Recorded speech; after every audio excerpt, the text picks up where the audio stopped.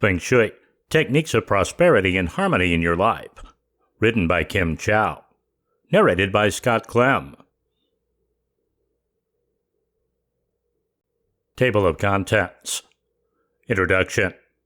Chapter 1, A Global View. Chapter 2, Feng Shui Schools. Chapter 3, Choosing a Design Consultant. Chapter 4, The Command Position. Chapter 5, Feng Shui Gifts. Chapter 6, Feng Shui and Fertility. Chapter 7, The Feng Shui Compass. Chapter 8, Babies with Better Dreams. Chapter 9, Clocks.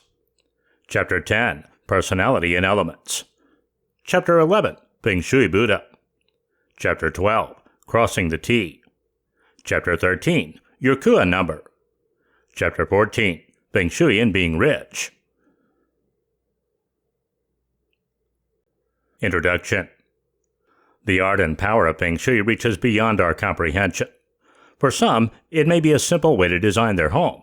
For others, it's a life philosophy that stretches far into the depth of their souls and determines the way they look at fertility, wealth, or order in the universe. In this audiobook, I dedicated my time to aim at more practical and theoretical applications of Feng Shui, the way to use it, and the reasons behind these ideas and concepts. All in all, Feng Shui encompasses every aspect of life, and these should not be overlooked. Whether it's thoughts on Feng Shui schools, property, fertility, gifts, dreams, or numbers, Feng Shui can assist you in your life, as it has done for others. So don't wait and start listening to the first chapter. You'll find those golden treasures of wisdom and knowledge you have been looking for. Chapter 1, A Global View. Most people who hear the name Feng Shui for the first time think that it is a special Chinese food dish. Well, they are actually half right. It's not food, but it has roots in China. Feng Shui is a combination of art and science that originated several thousand years ago in ancient China. It is an intricate combination of knowledge from art and science that works together to equalize the energy in your surroundings so that you are assured prosperity, good health, and fortune in all things in life. When you take apart the word Feng Shui, Feng means wind, and Shui translates to water. Wind and water are two elements of nature out of the five that are often part of the Feng Shui equation. The Chinese have always viewed water and calming winds with a bountiful harvest and health. There is a Taoist view of the environment that every living thing is filled with a special energy. Feng Shui is based on this particular visionary concept. You will discover as you delve deeper into this ancient Chinese concept that yin and yang, passive and active energy forces, are derived from this Taoist view as well as the five elements found in nature, all philosophies that are used in Feng Shui principles. Practitioners of Feng Shui have a number of tools that they use in order to better assess information pertaining to a particular living or workspace. The first tool is called the Bagua and is a map with an octagonal grid with various symbols from ancient prophecies. This map is the most tried and true way to determine Feng Shui in the home. The Lopan is a compass for Feng Shui that provides direction to dig deeper into a home or other building. Like compasses that Boy Scouts use, this one does have a magnetic needle. However, the similarities stop there. This Feng Shui compass has concentric rings and bands arranged around the needle. There are a few different variations of this compass, with some having as many as 30 to 40 rings around it. Each ring provides information that you would then use in tandem with the Bagua and an interpretation of the five elements. Feng Shui is used to change the balance of energy, or qi, in your living and work environments to ensure a more pleasing and beneficial environment that, in turn, leads to positive changes in your health, family life, marriage, wealth, and even recognition. Feng Shui may seem like metaphysical mumbo-jumbo, but it is a practice that has proven its validity time and again, starting with the ancient Chinese. While it lost favor for a while, Feng Shui is becoming a force to be reckoned with in architecture and interior design. In fact, there are different schools of Feng Shui that sometimes take years of study before you are truly knowledgeable in the ways of this ancient Chinese method. However, you do not have to be an expert in order to make a few positive changes in your life using Feng Shui. Even a few followed principles can make a huge impact on your life. Chapter 2, Feng Shui Schools. Feng Shui started being practiced in China almost 3,000 years ago. Back then, it was mostly known as Kan Yu, the art of observing and comprehending the cosmological and natural forces, and the interaction between heaven and earth. Feng Shui was not very popular in the beginning, and was definitely not developed enough. The practitioners of Feng Shui at that time based their sayings only on the principles of yin and yang and the basic 5 elements of the philosophy. Over the years, Feng Shui was developed and enhanced by philosophers who studied the origins and tested the power of the concept. The additions were added to the main principles and were passed down to the new students. There are many Feng Shui schools, as many different philosophers try to ameliorate and contemporize the fundamentals of the basic philosophy. One of the most important schools is the one of Sanhe, which the Ming Dynasty denoted the importance of time, following the principles of Sanhe. Feng Shui schools agreed on the basic idea of qi, which is the energy that flows. Feng Shui is actually the art of managing and controlling this energy so as to achieve a positive flow, thus happiness. According to Feng Shui experts, combining 2 or more schools can give you a better idea and more effective methods of the manipulation of qi. The most important schools of Feng Shui are the Swan Kong. This is also known as the School of Flying Stars. This school based its theory on observations made by ancient scholars. The Swan Kong is supposed to be the highest and most important form of Feng Shui, and is the one that holds the greatest respect in the Upper East. The Bazai. It is also known as the 8 House. This school was developed over the centuries and also bases its principles on the basic theories and observations of the Chinese philosophers. It is supposed to be one of the most respectful schools of Feng Shui, although it applies a few different rules on the future predictions. The Black Hat Sect. This is a Black Hat school which is supposed to be relatively newer. It is considered to be modern and fancy, therefore it has been condemned by many Chinese philosophers and scholars. Scholars accuse the Black Hat school of fabricating new principles, ignoring the tradition of the Qi energy rules. The Black Hat is supposed to be pseudo-Feng Shui for the East, but is very popular in the West. Chapter 3. Choosing a Design Consultant. To create a harmonious balance of energy in your home, you really need to apply Feng Shui design principles. However, what if you have no idea what to do? If you had the time, you could thoroughly research Feng Shui to try and employ some of the principles. The only problem is that there are various schools of Feng Shui thought.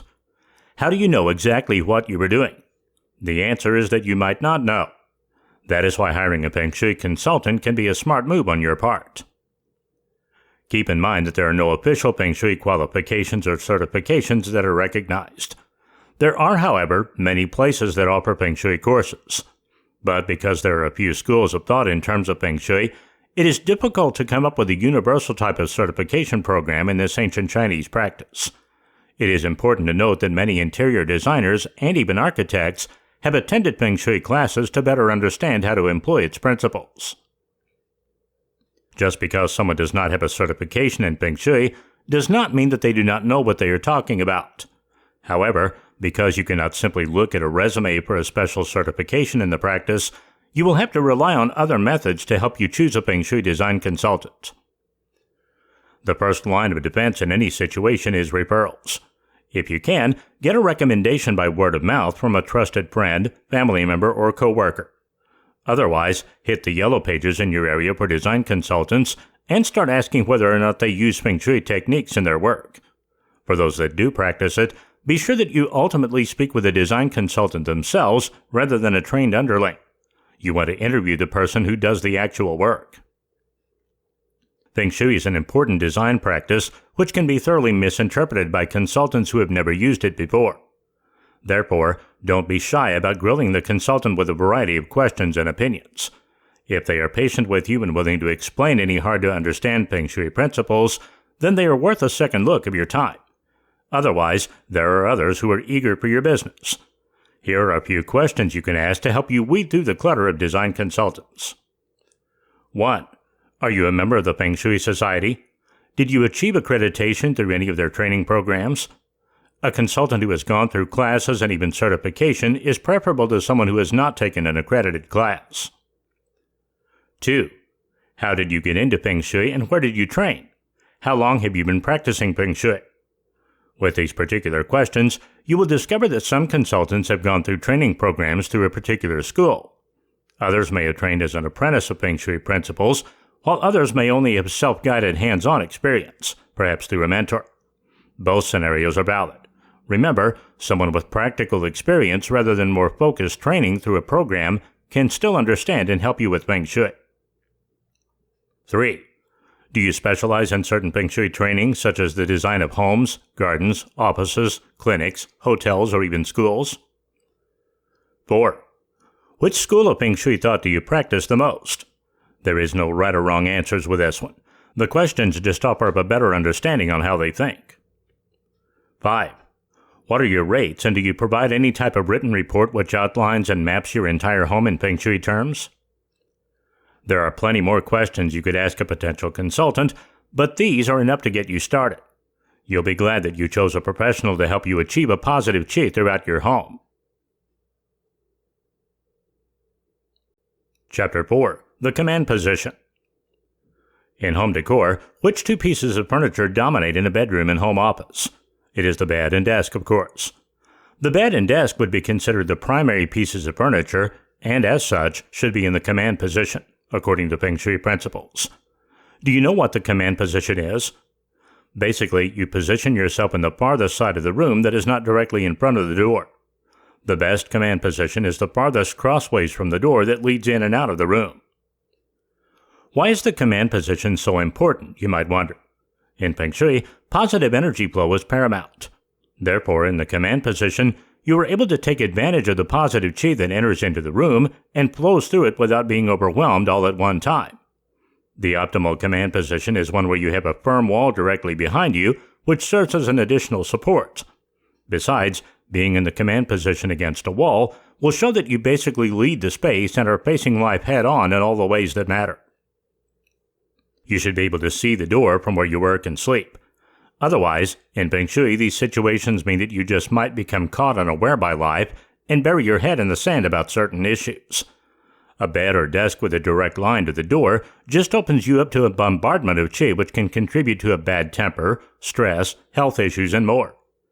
By choosing a command position in line with Feng Shui principles, you are exerting positive influences on your life, and you are in control. The reason for this command position in Feng Shui is to dissuade anyone from creating a home office in the bedroom. There is room for only one command position in a room, so the bedroom should be the bed, and the home office should be the desk. You do not want to mix what should be a relaxing sanctuary in the bedroom with the rigors, work, and ambition that is likely in a home office. That promotes bad qi. While the command position in Feng Shui has some clear guidelines, they may not always be able to be followed. For example, if you have a large space, chances are that there might be more than one place that could serve as the command position. However, not all of them will work. You will have to interpret Feng Shui principles to understand why one location may work and another may not. What if the command position that faces the door has a window placed where your back would be facing it? Sitting or lying down with your back to a window is a no-no in Feng Shui. The reason is that the window is not solid like a wall and could be opened and closed to allow good qi out or bad qi in. Architectural elements may also inhibit the best command position in the room as well. Slanted angles, sharp corners and angles, low or slanted ceilings, and even ceiling beams can all inhibit the true power of the command position. There are other things to consider as well, such as the solid wall behind your command position housing the garage or even a toilet. If the solid wall in the command position just happens to be an exterior wall that faces the street traffic, that could be a potential bad Feng Shui move. So many different aspects have to be taken into account to make the most beneficial Feng Shui for you. The bottom line when choosing your command position is to make sure that you have chosen the most desirable place you can. The first choice may not always be the most beneficial for you. Take care of the Feng Shui, and it will take care of you. Chapter 5. Feng Shui Gifts. Feng Shui features many symbols which are supposed to bring luck and attract positive energy. Thus, people like placing them in the proper spots in their houses. Feng Shui gifts are supposed to be among the best possible gifts you can give to someone. Given here are some of the most common articles used in Feng Shui practices that you can give to people as gifts. The Dragon Turtle. The golden dragon turtle reflects prosperity and success. It can help you make your business more lucrative and improve your relationships with the others. The dragon turtle should be placed in the southeast corner that symbolizes prosperity and wealth. The good luck coins. This is probably the most common Feng Shui gift. The golden coins tied with a red thread or ribbon represent wealth and luck. Giving someone this kind of gift brings good luck both to you and the receiver. The golden cat. The statue of the golden cat represents abundance. One side of the sculpture shows a cat smiling and projecting the left paw. This is a sign of good luck and wealth. The other side shows a cat holding a broom with its paw, an action that represents longevity with minimum troubles or problems. Golden pigs.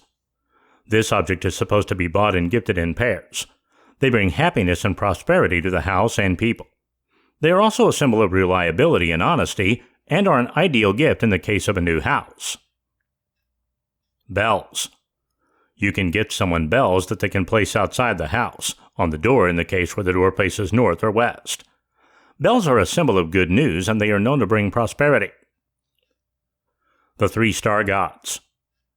These are the symbols of health, wealth, and long life, and they are among the most respected and sacred symbols of the Feng Shui practice.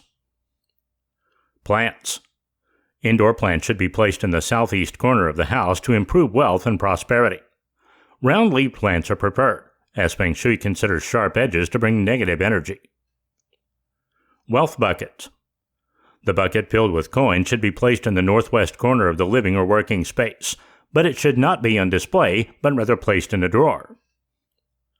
Aquarium or fish. Buying an aquarium as a gift is probably not practical, but you can buy fish. Fish, especially the goldfish, are considered to be a symbol of longevity and can bring good fortune to any living space. Even if you cannot buy the actual ones, you should buy the pictures of 8 goldfish and place them in your living or working space. Chapter 6. Feng Shui and Fertility. It makes sense that Feng Shui can help when you are trying to conceive a baby. Conception requires a harmonious balance of energy. The atmosphere has to be relaxing in order for Mother Nature to do her thing. Fertility can be greatly enhanced when Feng Shui is put into practice. And even if you don't believe that how your color and arrange your home can increase fertility, what can it hurt anyway? It can only be a win-win situation. There are a few things at home to consider in terms of Feng Shui. First of all, is there something in your home or even right outside which is hindering an easy flow of energy? In addition, your birth date and gender, in addition to your mates, will also affect your fertility. The men are often the focus rather than the women. However you look at it, there is no one way to improve fertility through Feng Shui. You will have to take a multi-pronged approach. Just remember, Feng Shui alone will not make you fertile. What it can do is create an environment more conducive to conceiving a baby. According to Feng Shui, the northwest direction is a beneficial area and is thought to be believed where heaven is. Therefore, you should make sure the male of the couple lies with his head in the northwestern direction in bed, as well as sit at his desk with the dinner table facing the northwest. Using a Akua calculator, can be found on the internet, you can determine the man's auspicious direction. You use this method if the man cannot easily lie down in the northwest direction or eat or work. Each Kua number corresponds with the number 1 through 9 and has a particular direction. The front of your home is the entranceway for all qi. Therefore, you do not want it to block any positive energy flow into the home. If you have anything blocking the entryway like overgrowing vines or debris, remove them. This contributes clutter, which everyone knows can be devastating to Feng Shui. The west directional area of your home is the optimal child-influencing place.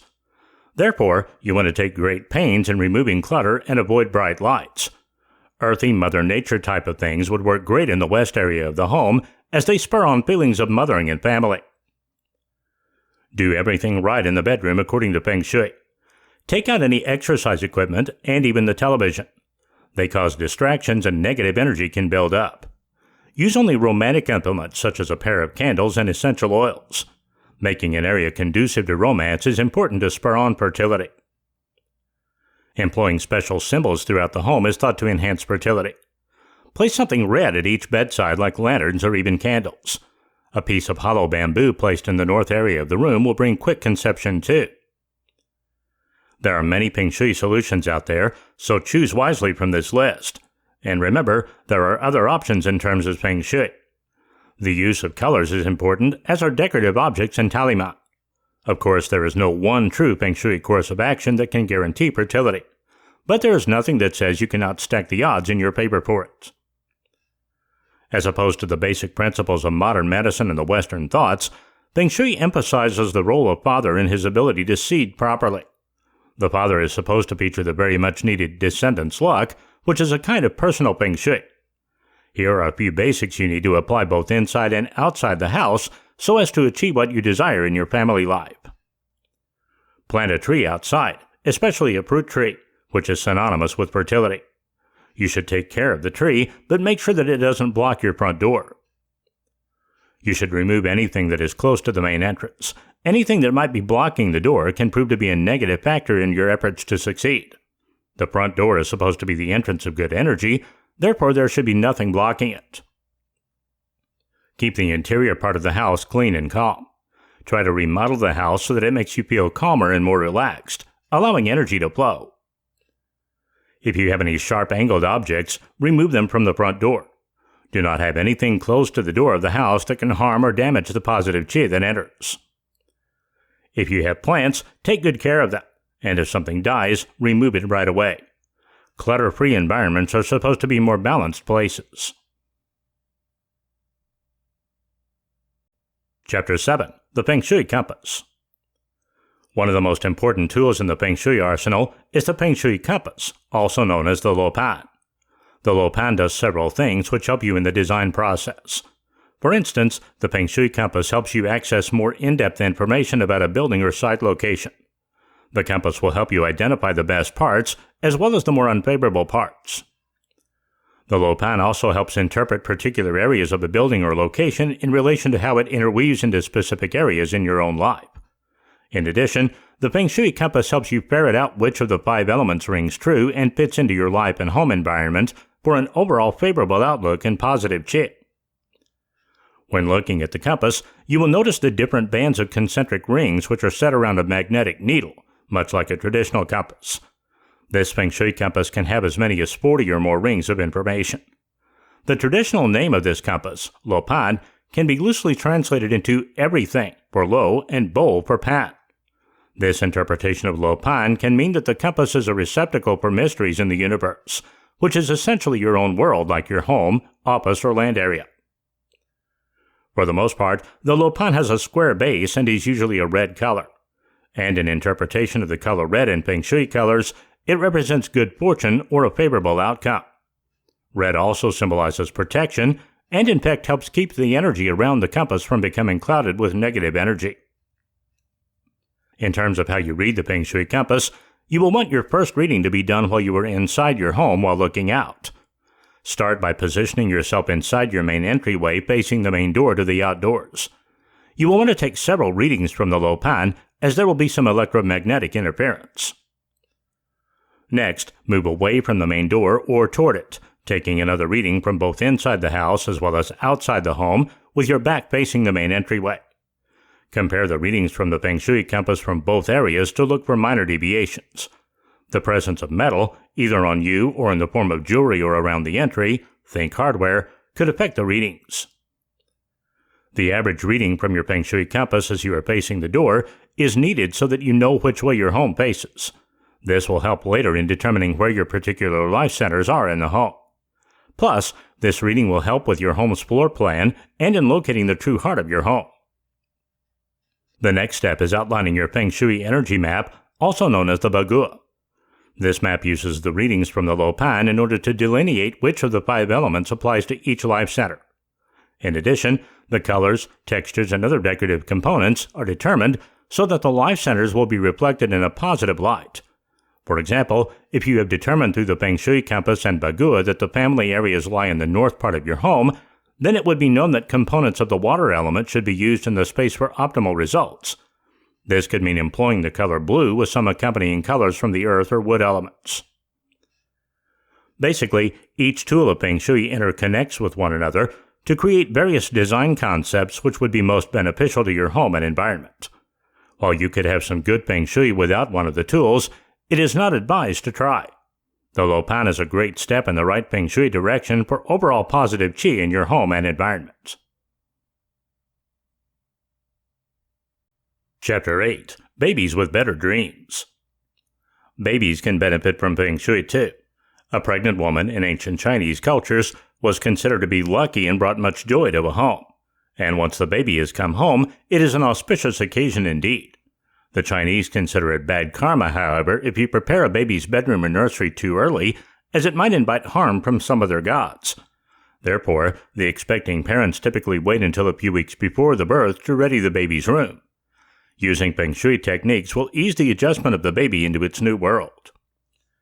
Before you begin to transform a room for the baby, you will want to cleanse the room of old past energies so that when the baby comes, everything is positive, fresh, and new. Some Feng Shui practitioners believe that simply airing out the room, letting fresh air in as well as natural sunlight will do the trick. Others feel that special incense or essential oils are needed to cleanse the room. Be sure to conduct a cleansing once before you redecorate the room, and once more before bringing your baby into the newly transformed room. You will want to choose colors for the walls that reflect a soothing tranquility. Since you want the child to be able to sleep in the room with ease, loud, vibrant colors such as bright red or yellow are not acceptable. Bright colors tend to excite rather than relax. If you have a separate playroom for your child, the bright colors would be appropriate there. Pastels are great choices for color. Aqua, mint, peach, soft yellows, and variations of these colors are best. Of course, following Feng Shui tradition means that each color you use will impart certain characteristics in the room.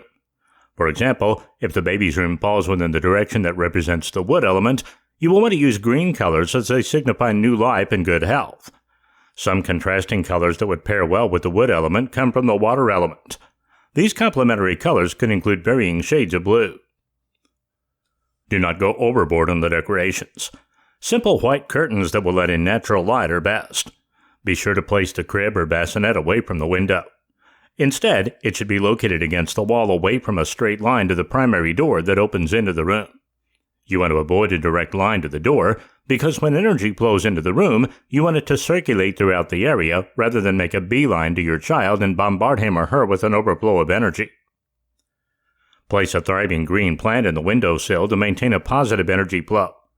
Of course, remember to move it once the child starts to crawl or toddle. Soft lights and music are also beneficial to maintaining a positive qi in your baby's room.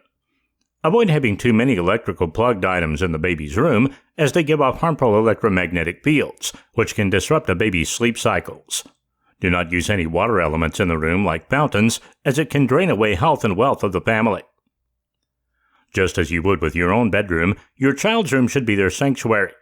Babies sleep a lot, but they are greatly affected by their environments nevertheless.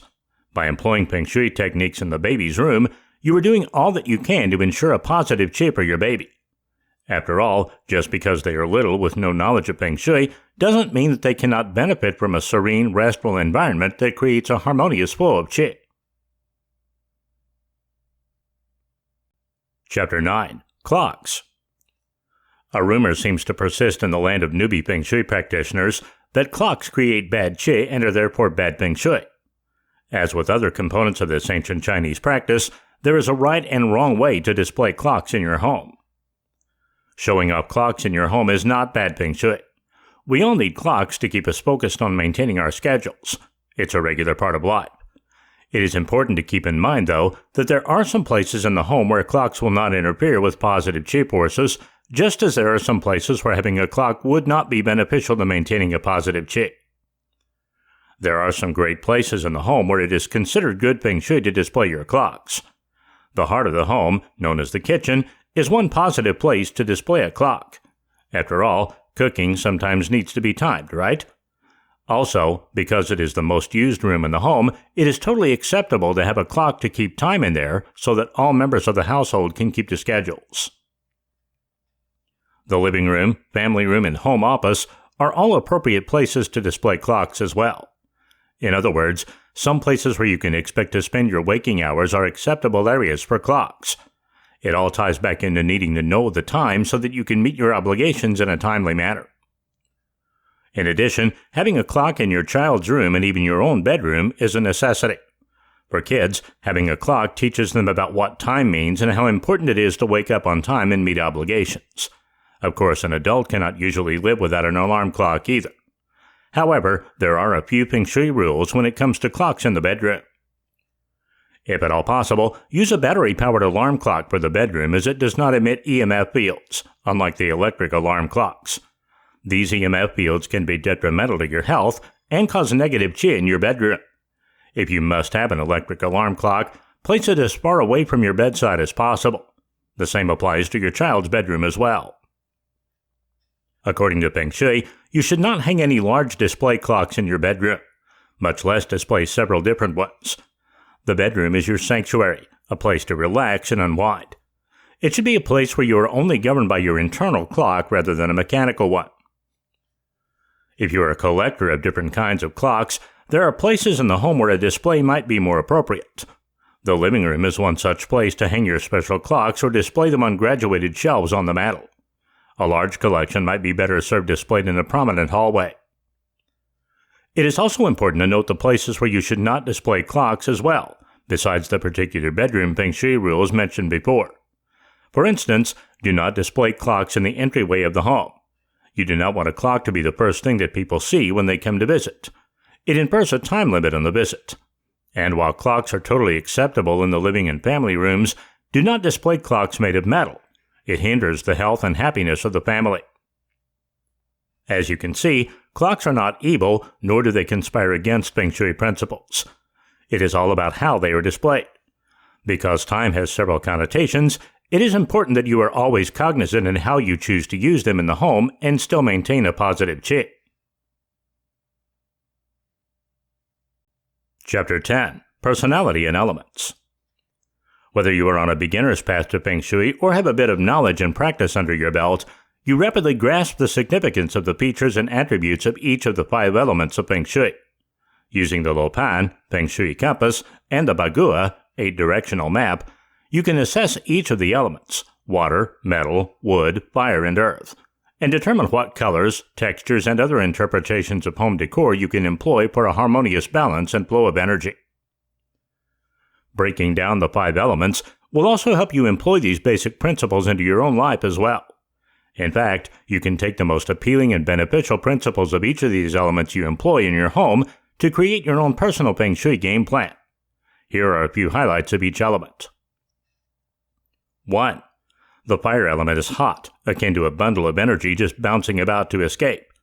The fire element infers revolving change, excitement, and passion.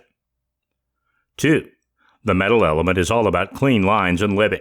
Focusing on the details with simple solutions is what the metal element is all about. 3. The wood element invokes practicality as well as ambition. Revolutionary or progressive people fall into the wood element. 4. The earth element reflects comfort, Mother Nature tendencies, and an eye toward lush, sumptuous designs. 5. The water element projects instinctive qualities, sensitivity, expressiveness, and creativity. No one falls into one particular element. In fact, it would be highly unusual if you did. Most people are a combination of elements, with one element being the dominant force in the Feng Shui relationship. These elements are a reflection of our own personalities, and we employ them in our home's decor as well as in life itself.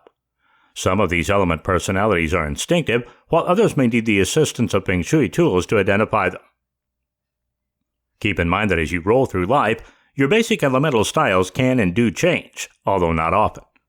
This transition can be likened to a little girl adoring pink and lace in her youth, only to adopt slightly more sophisticated tastes like clean lines and colors. Life experiences change you, so it is quite normal for Feng Shui decorating styles to change throughout your life. Aside from consulting a Feng Shui compass and Bagua, you can get a hint of your 5 elements based on your overall personality. For example, if you have always been a neat freak, this lands within the metal element. The focus with the metal element, remember, is clean lines and simplicity in all things. The opposite of the spectrum is the slob or pack rat. If you fall within this category, you take comfort in your many things, and that falls within the earth element. If you are creative and always too busy to consider housekeeping, you just might be a great camouflager. This hints at the free-spirited qualities that the water element gives off. Practicality reflects the wood element, and those who fall into this category appreciate a clean space. However, they just hire someone else to clean it. If you are a bundle of energy that doesn't have the patience to wait, then you fall into the fire element. Some people truly don't know exactly where they stand in the scheme of things. In this regard, gather the opinions of close friends and family. Evaluate their perceptions of where you might fall within these elements to determine your Feng Shui decorating element. Couple those options with your first gut reaction to where you think you might fall. Chances are that there will be only one or two elements that truly stand out. Chapter 11. Feng Shui Buddha. The Feng Shui Buddha is one of the most popular and common Feng Shui objects. It is an object that many people buy or offer as a gift due to its significant importance. The laughing Buddha, or Buddha of happiness, as it is mostly known, comes from the Buddhist theories. According to the Feng Shui basics, the laughing Buddha laughs because he sees the worries of people transform into happiness and prosperity. According to the philosophy and myths, there is nothing that can make the Buddha happier than this. The statue of Buddha is smiling because of the inner smile that he features. The Feng Shui Buddha has the ability to radiate his feelings. Therefore, he keeps a big and vivid smile. His main advantage is that he can bring happiness and prosperity to all people, no matter where they are and live. It is a powerful symbol of wealth and happiness, and it supports the innocent and uninterrupted joy, the joy of life. Some people say that looking at his happy and playful face is enough to make a difference in your life. People supposedly rub the belly of the laughing Buddha to acquire some of his wealth. Buddha can bring good luck and prosperity to the household. Actually, the bigger the tummy is, the more luck he can radiate into the house and people. The Feng Shui Buddha is the most loved and respected of all deities in Buddhism, and is supposed to be the most quintessential piece of the Feng Shui philosophy. The Feng Shui Buddha can be found with many different names, such as the Buddha of wealth, the laughing Buddha, the Buddha of prosperity, etc. He is usually carrying symbols of wealth, such as pots and coins or a sack full of treasures. He can also carry a gourd, which is called wulu in Chinese. This is the main symbol of longevity and health. The best place to place the Feng Shui Buddha is in the living room. According to the principles, the best place is in alignment to the front door, so as to ensure that the energy that flows in is positive and to acquire good luck and fortune in the household. Some people place the laughing Buddha on the dashboard of their vehicle to protect them and bring them luck. It is supposed to be a positive source of energy, bringing you the peace of mind you need while driving. If you are a student, you can also place the Buddha on your working or studying desk. Placing the Buddha in the reception area of your workplace or business office indicates that you invite people to work with you more harmoniously. Chapter 12. Crossing the T. Once you have followed and practiced Feng Shui for a while, you will discover all sorts of tricks as well as taboos. One such unmentionable practice is to inhabit or build a home situated at a T-junction. As you may well know, there are certain shapes and angles that are considered bad Feng Shui and will bring you bad luck and possible harm or even progressive illness. The T-junction is one of these no-nos you want to try and avoid. The reason all has to do with the flow of universal energy, also known as qi. You want qi to flow at a leisurely rate, not practically slammed into your space. With a home located at a T-junction, this shape is likened to a poisonous arrow pointed at your home. Negative qi can travel quite fast down the straightaway and basically cross that T and slam right into the home. This blast of qi packs quite a destructive punch to the overall flow of energy to the home. In addition, when this qi is traveling at an accelerating rate, what happens if something or someone darts into its path? That someone or something bears the brunt of quite an energy blast. Occupants of the home would absorb that destructive qi if something does not slow it down. This negative energy blasting the house located at a T-junction should make sense to you, right? Just think of all the bright and shimmering headlights shining into the windows of the house. And let's also not forget those times when cars may not observe the stop sign at the T-junction due to negligence or drunk driving, and just continue barreling straight ahead running into the home. Add to that the noise pollution from the stream of traffic and the air pollution from the car exhaust. This all adds up to quite a flow of negative qi heading straight toward the home. Homes located in a Y-junction suffer similar fates as those located at the T-junctions. Again, all traffic seems to flow straight ahead to the house until cars have to decide to take the left or right portion of the Y. If at all possible, avoid purchasing a home located in either junction. You will avoid having to start at a negative Feng Shui point, which you might not be able to totally overcome. If you are new to Feng Shui and live in a Y or T junction, there are a few things you can do to lessen the impact of that entire negative chi slamming into your domicile. First of all, if your front door directly faces the junction area, see if you cannot use a different door as your main entrance. That way, less negativity is invited into your home via the Y or T junction. A side garage entrance, kitchen entrance, or even patio entrance is preferable. Sometimes, relocating your entrance is not possible. Therefore, you will want to dig out your shovels and start planting hedges, shrubs, or trees that can block and absorb the negative energies that are coming at a fast rate from the T junction. In addition, you can construct a fence to border your front yard to act as a shield against bad chi. Solid fences are definitely preferable over wire or chain link fencing. Picket fences are an option because the wood slats are wider and more solid, great for absorbing negativity. A final line of defense is hanging a bagua mirror by the front of your home. This is an octagonal-shaped mirror that is only used outdoors to deflect bad chi from the home. The best position for the mirror is right above the front door, especially if it directly looks down at the T junction. Hanging it on the outer wall of the home is also an option too. As long as it can deflect the highest level of negative energy possible from that one particular position, the bagua mirror can be a great line of defense. If there is a long front porch area facing the street, then you can use more than one mirror. Chapter 13. Your Kua number. According to Feng Shui principles, every person has different energy requirements. In the classic school of Feng Shui, there is something called the flying stars, which states the two groups of energy are separated into a west group and an east group. You would fall into either one of the categories. The issue with knowing whether you fall into the west group or east group is determining your Kua number. The Kua number is calculated based on your gender as well as your complete date of birth and even the time zone where you were born. You can either find a Chinese Kua calculator on a variety of websites online, or you can calculate the number yourself. Here is the process if you wish to do it on your own. 1. Using your birth year, add the last 2 digits together. Most Feng Shui practitioners say that you need to use your Chinese lunar birth year. Now keep in mind that with the Chinese lunar year, the new year starts on a different day each time. So if your birth month falls between March and December, you can just use your birth year to calculate. However, if you fall outside of that, you must consult a real Chinese lunar calendar. 2. If the result of adding the last 2 digits of the year together is more than 10, add the 2 digits together to come up with a single number. 3. From there, males should take away 10 while females should add 5. When your answer is 0, use 9. This answer is your Kua number. By calculating your Kua number, you can determine whether you fall in the east or west group. You will belong to the west group if your number is 2, 6, 7, or 8. The east group would fall on 1, 3, 4, or 9.